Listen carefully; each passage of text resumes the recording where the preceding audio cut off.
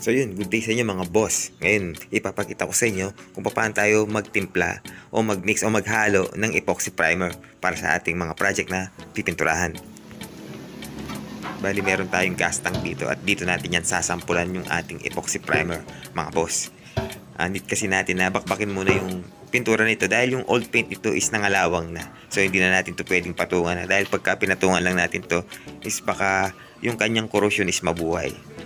So need natin tanggalin ang buto gamit yung strip-saw para lumitaw yung kanyang lata.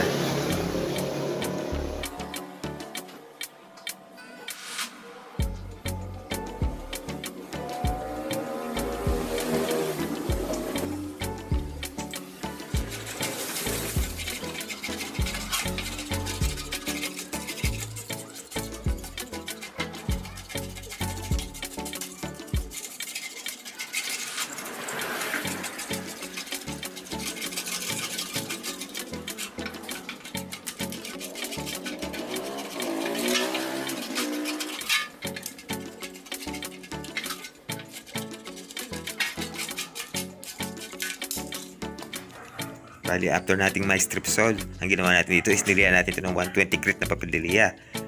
So ito na nga mga boss, hinihanda ko na yung ating ratio dito. So bali, meron tayong ginamit dito na Gilder na brand ng epoxy primer. So ito yung pinaka-base na epoxy primer niya, nasa ilalim. At ang nasa ibabaw na yan is yan yung tinatawag na catalyst. Siyempre kailangan din natin itong thinner. Yan, thinner yan mga boss. Pagkatapos ito yung kanyang catalyst at yung kanyang pinaka-base na epoxy primer. So, 3 parts, 1 part, tsaka 3 parts ang ratio na ginawa ko dito.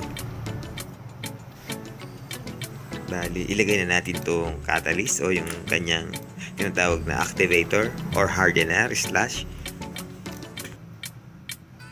Isinunod natin itong kanyang thinner o yung tinatawag na reducer. So, bali ganyan lang yan.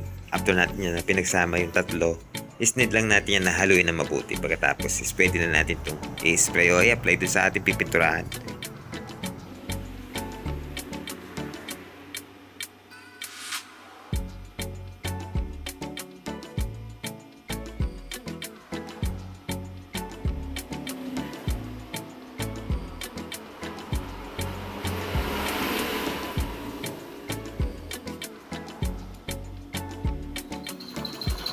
Bali sa pag-apply nito mga bossing, kailangan mag-interval tayo ng 15 minutes bago tayo magpatong. Huwag natin itong kakapalan agad dahil mahirap itong matuyo o kaya baka manulo, is dagdag abala pa. At pagkatapos is triple coat yung magandang kapal ng ating epoxy primer. After 2 hours naman natin ito pwedeng liain.